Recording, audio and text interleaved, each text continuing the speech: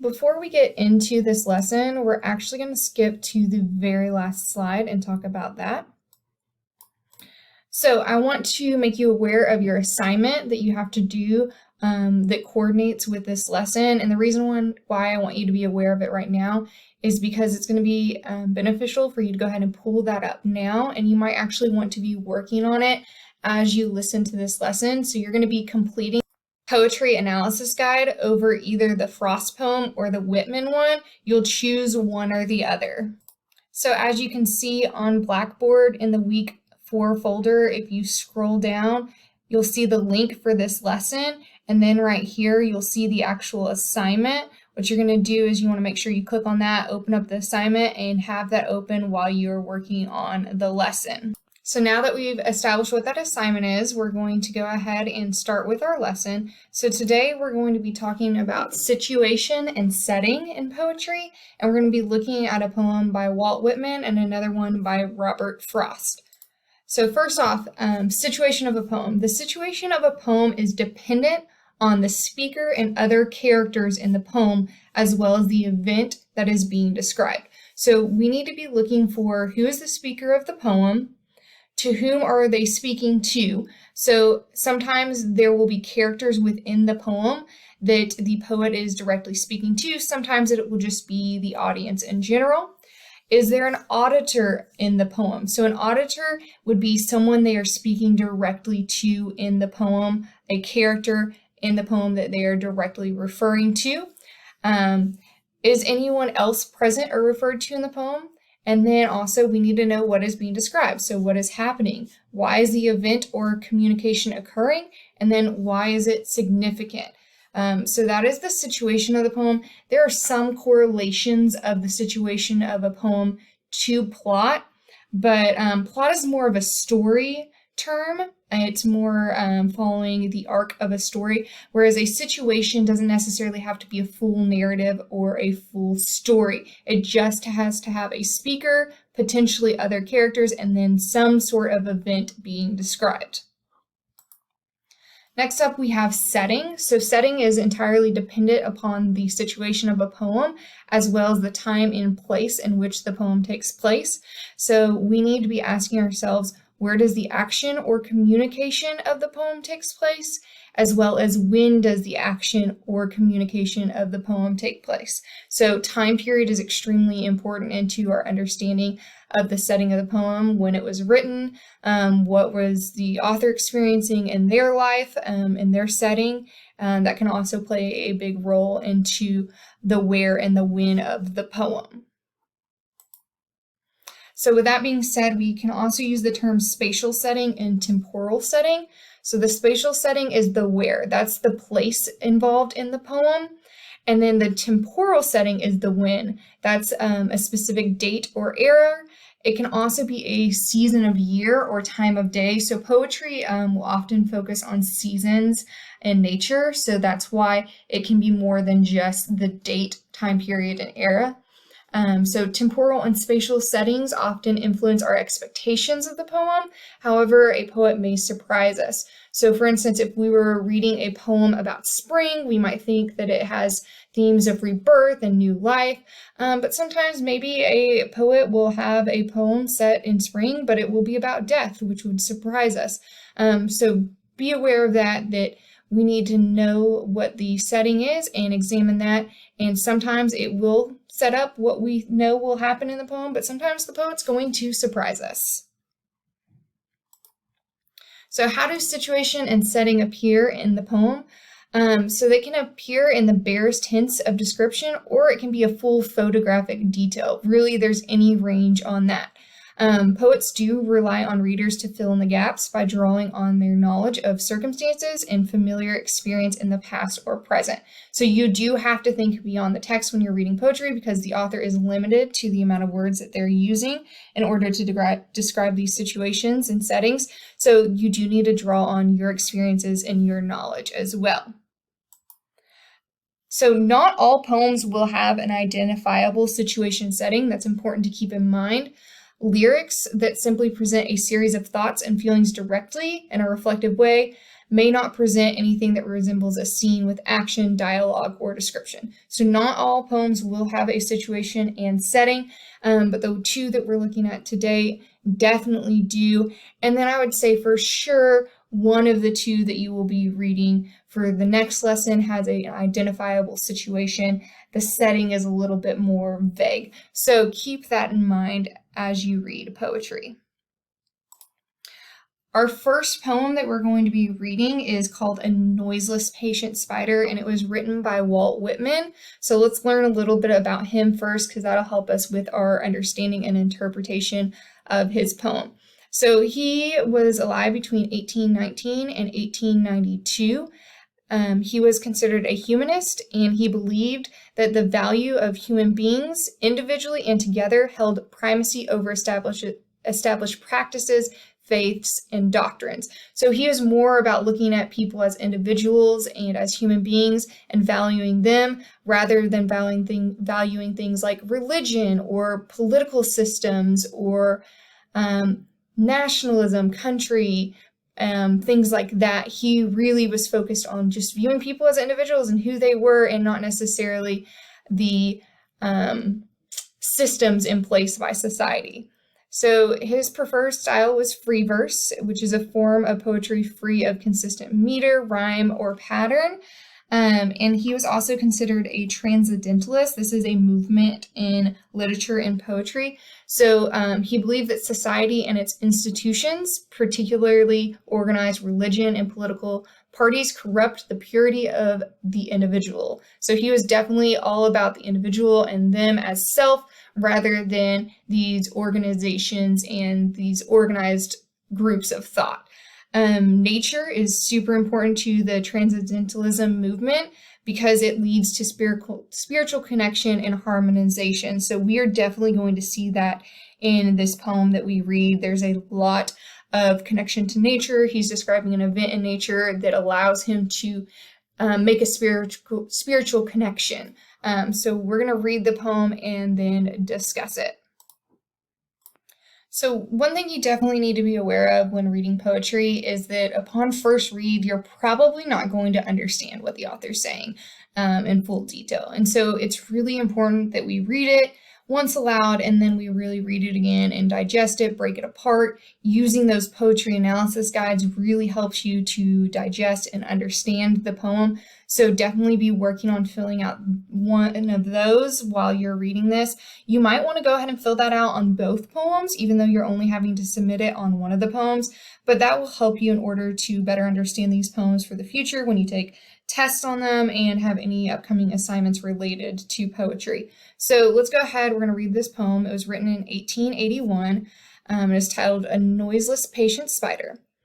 A noiseless patient spider I marked where on a little promontory it stood isolated, marked how to explore the vacant vast surroundings. It launched forth filament, filament, filament out of itself, ever unreeling them, ever tireless, speeding them. And you, O my soul, where you stand, surrounded, detached in measureless oceans of space, ceaselessly musing, venturing, throwing, seeking the spheres to connect them, till the bridge you will need be formed, till the ductile anchor hold, till the gossamer thread you fling catch somewhere, O my soul. All right. So we're going to break down this poem a little bit. First, we're going to talk about its structure. So this poem is composed of two stanzas. We see the first stanza here. It's kind of like a paragraph when you are looking at short stories, but we have them broken up into stanzas instead. And then we have the second stanza here. So our stanzas are both 5 lines, and we definitely have a shift that occurs between the two stanzas. The author is achieving something very differently down here than he is up in this first stanza. But first we'll go ahead and we will talk about the first half of the poem. Okay, so the first half of the poem is describing a literal situation, and there is a setting. The setting isn't specific as far as the exact location or the time in which it's occurring, but it is occurring in nature, okay? So we do know that it is out in nature that this poem is occurring, and he is observing a spider. So that's the situation that is occurring in this first stanza of the poem. He is observing a spider, and we get some hints about what that spider is doing. So it says it's on a little promontory. It stood isolated, so it's alone. And then how to explore the vast surroundings is exploring its surroundings. And then right here, we know what it's doing. It launched forth filament, filament, filament out of itself, ever unreeling them, ever tirelessly speeding them. So the author relies on us, the reader, and our understanding of nature in order to fill in the gaps of what's occurring here. And so through the words filament and ever tirelessly speeding them, we get to know that the spider is creating a web. So it's out there trying to make these connections in its vast surroundings and creating and spinning its web. So that's the literal situation that is being described in this first stanza. Then in the second stanza, the author is no longer describing the situation that is occurring. It becomes much more reflective.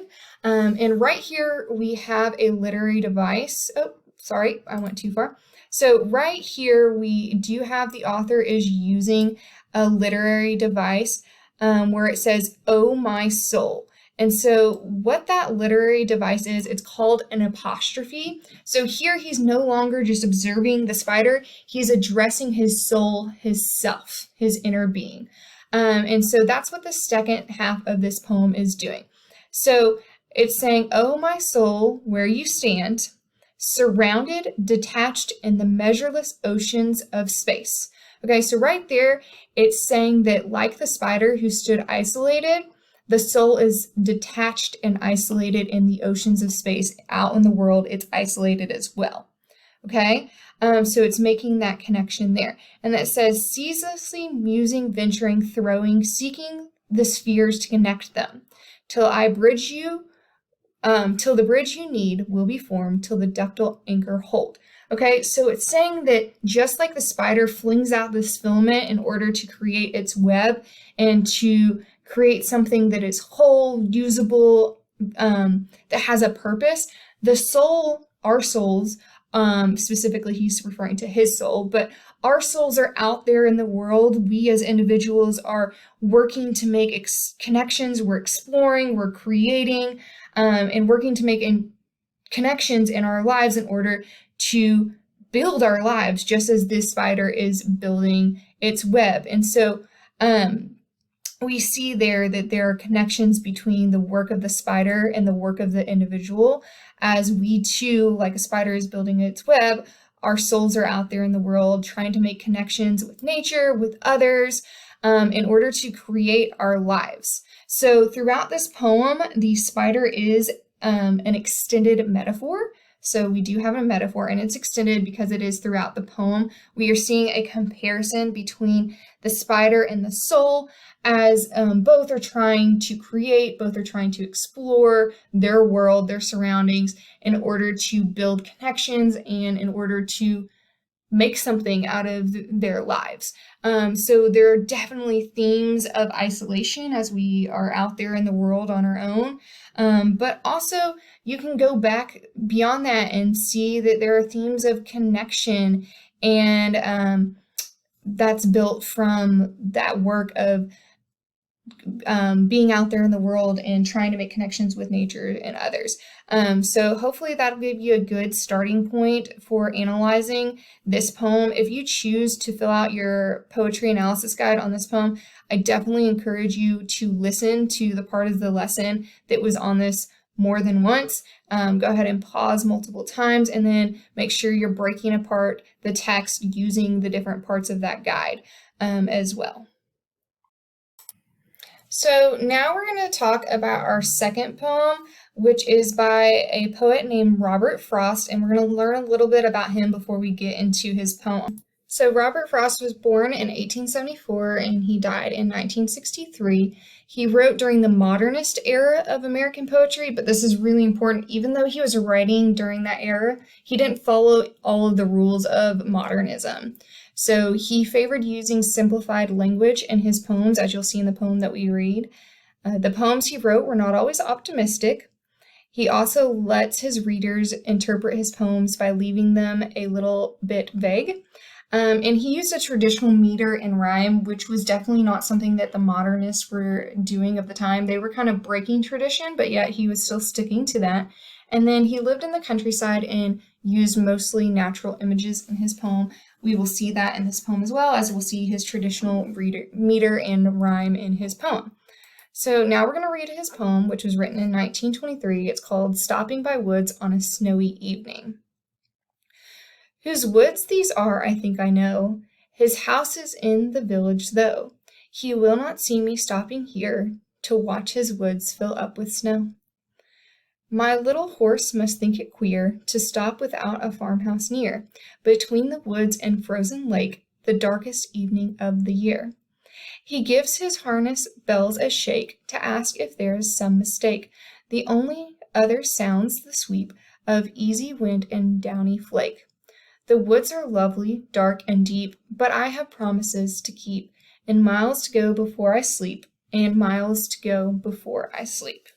Okay, so because Frost does write using simple language, it is easier to understand his poems on a first read, but we do have to analyze them and think about them a little bit more in order to understand the deeper meaning of his poetry.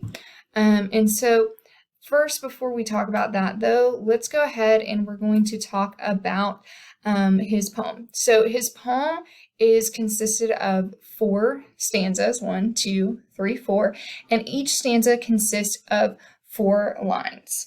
And so he does follow a traditional rhyme scheme as he is writing this poem. You'll see it here. So you'll see that the first, second, and third lines rhyme, no, though, and snow, and then the third line sets up the rhyme that will occur in the next stanza, because here we'll rhyme with the first, second, and third line, or I'm sorry, first, second, and fourth line of the next stanza, and then lake will rhyme with the first, second, and fourth line of the next stanza, and then sweep will rhyme with the lines of the last stanza. He does break his rhyme scheme in the last stanza because all of the rhymes here all of the lines here in this last stanza do rhyme. And so the situation and the setting is important to look at when we're reading this poem. It does occur in winter. And as we talked about earlier, sometimes the setting of the poem and the season that it occurs in will set up our expectations for the poem. So because it's occurring in winter, we might think that it might be about death, life coming to an end, things like that, but it breaks that mold a little bit. And it's not necessarily about those kind of wintry themes that we might see in some other poetry. Instead, it has a different set of themes and different topics that we'll talk about as we examine it, but let's talk about the situation that's being described here. So we have a man who is walking through the woods. He is on a journey. He's trying to get somewhere, and he is walking with a horse. He's going along with a horse. The horse is probably carrying something. He's probably on a mission in order to achieve a task. But as he's on this journey, he decides that in the evening, it's dark out, it's snowing, he's probably in a hurry to get where he's going, but he stops, and he's in these woods, and he's just overlooking the setting that he's seeing. And so despite the fact that he has this journey that he's going on, that he has these miles to go before he sleeps, he has this promise to keep, he still continues about his journey. He stops to watch the woods fill up with snow, to examine the frozen lake, to take in what's going on around him. So that's literally what's happening, but that can bring us into some deeper meaning. And so this poem has themes based on taking in the moment and to pause in our everyday life in order to take in what's around us. And then also it deals with themes of commitment. So even though we might want to get distracted by what's going on in the world around us and stop to take it in, it's okay to take those things in the moment, but we can't stand and get distracted by them because we still have miles to go in order to keep up with our commitments and keep up with what we have to do in life. So it has this dual meaning and this duality. It's of saying, yes, it's okay to get distracted in life from things like work and commitments, but at the end of the day, we do have to be careful with our distractions and go ahead and move forth with our responsibilities as well. So it has this dual lesson about finding like balance and distraction as well as in responsibility. So hopefully this has kind of set you up if you choose to analyze this poem by Frost with some starting points to fill out your poetry analysis guide. I definitely encourage you to listen to this section about this a couple times if you're writing your poetry, doing your poetry analysis guide assignment on Blackboard over this poem. And just remember, that's the assignment that goes with this. So after you've listened to the lesson, make sure that you complete the poetry analysis guide assignment, which is on Blackboard, and you can either choose to do it over A Noiseless Patient Spider, which is the poem by Whitman, or you can do it over Stopping by Woods on a Snowy Evening, which is that poem we just read by Frost.